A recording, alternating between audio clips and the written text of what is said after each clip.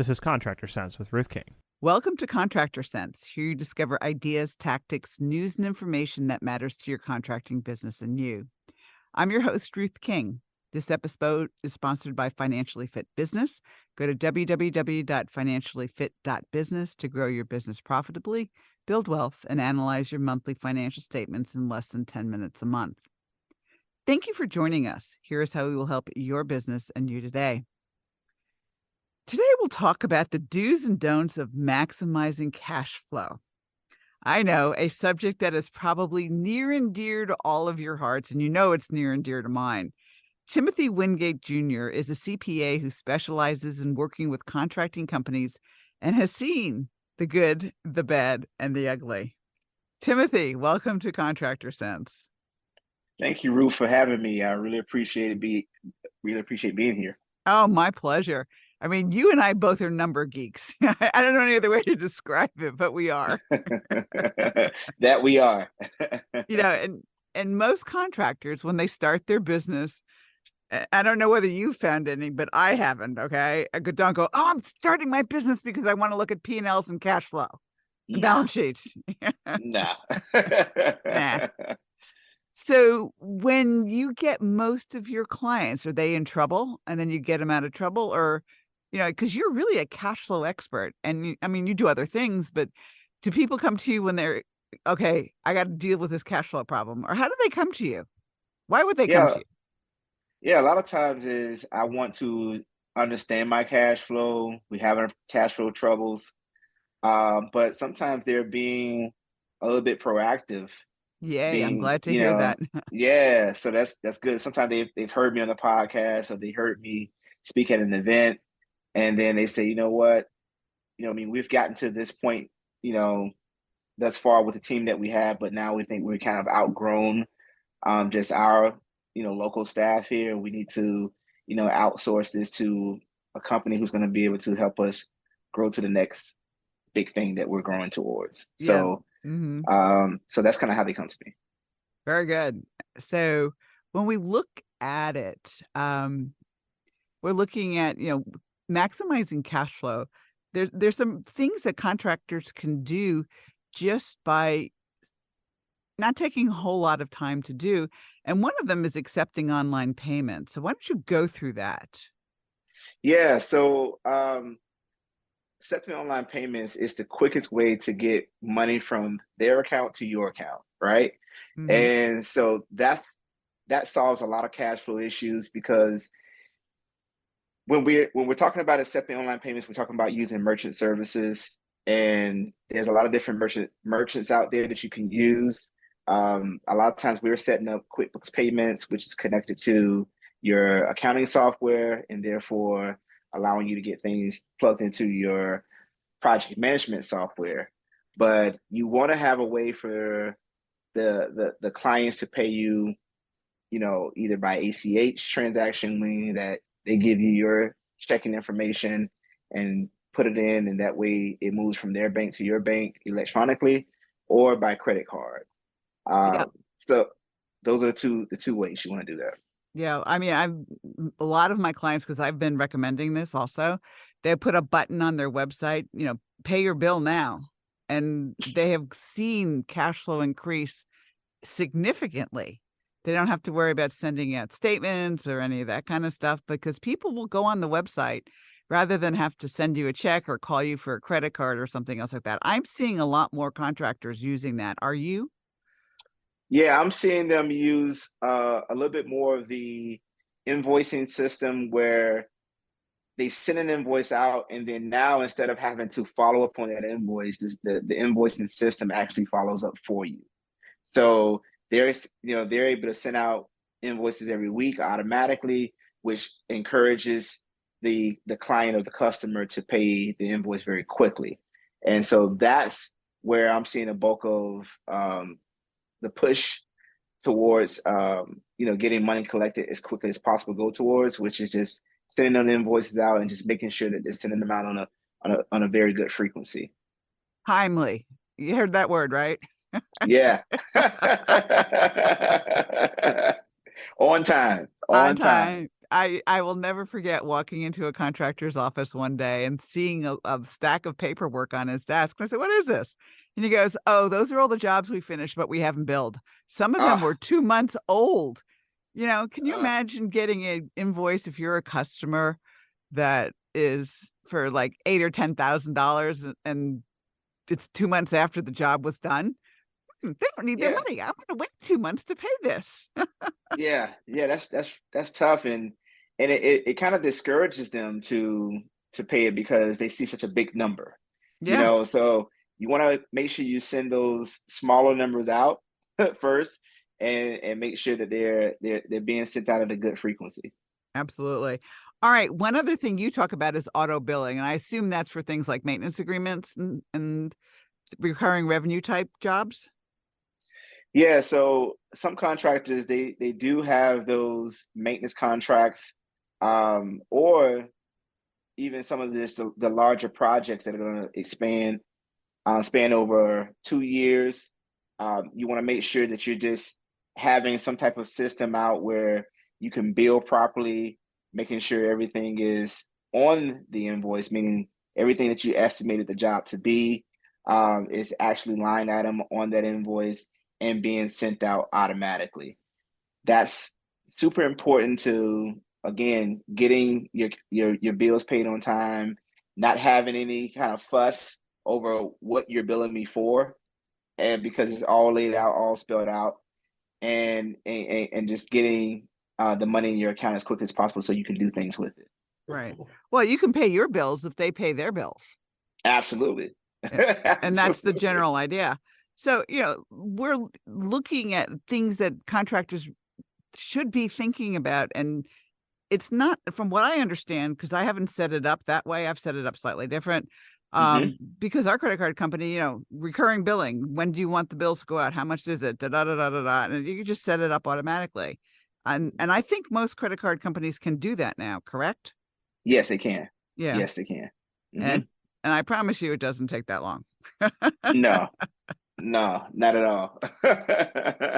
So all of you out there who have not set up auto billing, i.e. monthly recurring billing for your maintenance programs, or you're not accepting online payments either through a button on your website, or QuickBooks sends you a little invoice and said this payment is due, click here and pay it. I mean, try to get things that make it really easy for the customer to pay, that they don't have to talk to you about.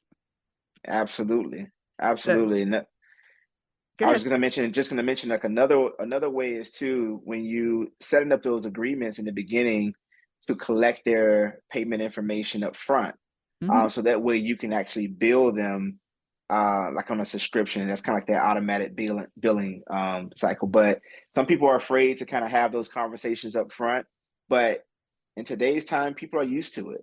They're used to giving people their payment information and say, "Hey, yeah, just bill me. I don't want to have to push a button to pay it." Yeah, it's just done automatically at that point. Yeah. And I mean, think about it. How many of us belong to a gym? How many of us have a Netflix subscription? Pay our cell phone bills every month. That's done automatically. I mean, there's so much thing that is just monthly automatic these days. We're not doing anything that everybody else isn't doing, and they're used to it. Yeah, absolutely. Absolutely. Right. So before we take a break, if somebody wants to get in touch with you, Timothy, how do they do it? Yeah, they can go to my website, construction.accountant, or they can connect with me on LinkedIn. I do have a LinkedIn profile. I'm very active on that, and Instagram as well. Sounds good. We'll be right back. Thanks for listening to Contractor Sense. Imagine you had total freedom. You didn't have to worry about money. You didn't have to be a slave to your business.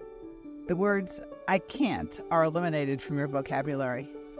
What if you could do what you want to do, whenever you want to do it? A financially fit business could give you that freedom. How? By knowing what your financial statements are telling you and taking action based on what they say. You can do this in less than 10 minutes a month, at an investment of less than taking your family out to dinner once a month. And if your financial statements are a mess, you can get help. Go to www.financiallyfit.business or click on the QR code below to get started today.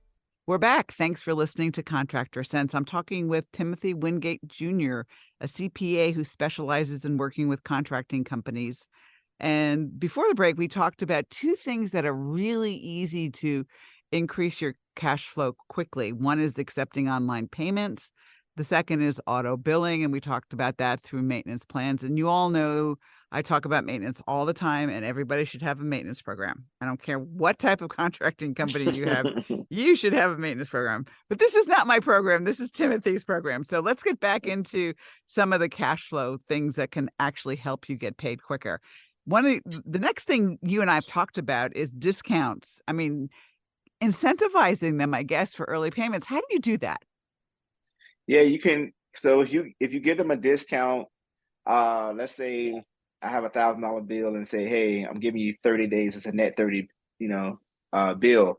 But hey, if you pay it in 20 days, then I'm going to give you like a 2% discount. I mean, that encourages your clients and customers to pay you faster. And sometimes they'll just pay you in a bulk, which can in turn, of course, increase your cash flow. So that way you can do more with your funds because you have it in the bank. All right. If you're going to use discounts, remember to put the discount in your pricing. If it's going to be a price that should have been $1,000, divide by 0.98 for a 2% discount. And that's what your invoice is. Yes. Before you send it to the customer. All right. Late payment penalties. Now, do customers really pay them? I mean, I've seen contractors for years send out statements, and adding, 1.5% interest, which is the law and all that sort of fun stuff.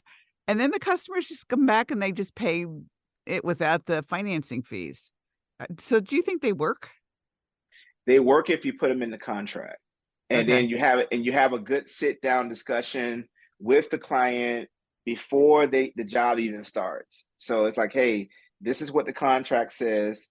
If you don't pay us on time, then this is what the penalty would be, and you will need to pay that so the job can keep going. So yes, if it's in the contract and you have that sit down discussion with the client prior to the job starting, then yes, you will see them pay the late penalty, or you won't even see it happen. You just get paid on time. Yeah, you just get paid because you're the squeaky wheel. Yep. I often find the squeaky wheels get the grease. Absolutely.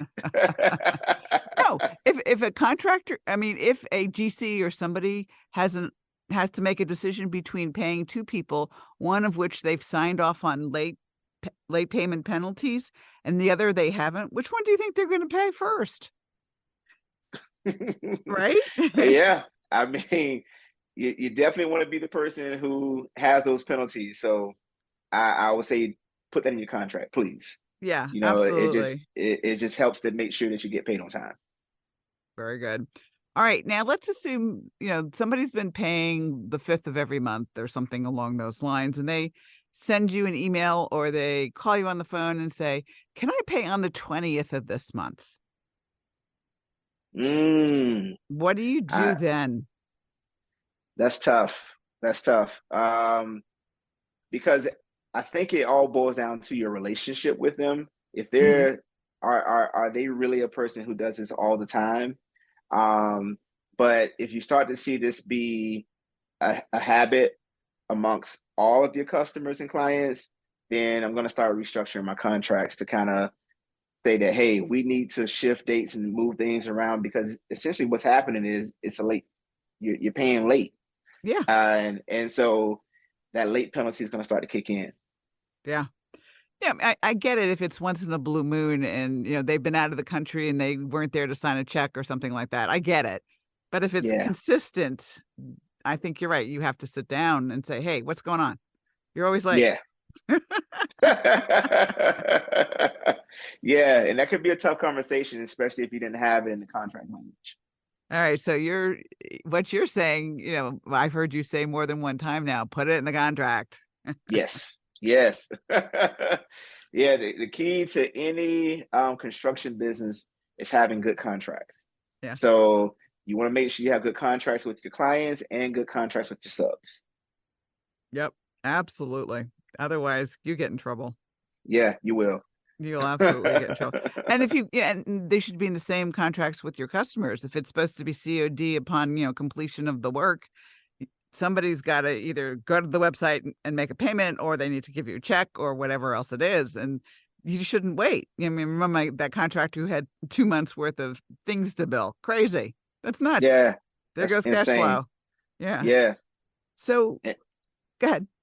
No, I said then the likelihood of you actually collecting on that goes down. It gets really hard to collect everything when you let it go for months or weeks without sending the customer a bill. Yeah, I would agree with you. All right. So let's assume somebody comes to you and you look at their aged receivable report, and there's tons of stuff in the 60 and 90 day, and maybe even, over 90 days. What do you advise them to do? I advise them to sit down with their office manager or whomever, and we're going to see, are these legitimate? And if they are, we need to get on the phone. Like, we're not sending emails anymore. Like, we're getting on the phone with the clients or the customers who owe us money, and we're seeing what's going on, because this is now you're in what I call a crisis. Okay. So in that time of crisis, you need to you have crisis procedures, and crisis procedures is get on the phone every single day until those funds are collected. And make sure you take credit cards so that they can put it on a credit card. Absolutely. Right at this point, we don't care about credit card fees, processing fees. We just want to get paid. Yep, absolutely. And, I've had situations where we've actually gone and collected a check. Yeah.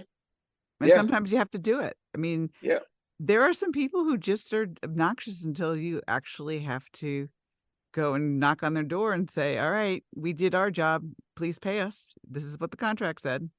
Yeah. And another thing too is, like, when you're starting a job, make sure you're filing those notices to owners, because that's going to protect you protect your lien rights. Because if you're not collecting, then go ahead and execute your lien rights, so that way you can get paid. Absolutely. From there. All right. Give us your website again. It's a really cool website. Yes, construction.accountant. Construction.accountant. Yeah, you can't forget construction.accountants. It tells exactly what you do. Absolutely. So, final thoughts, Timothy.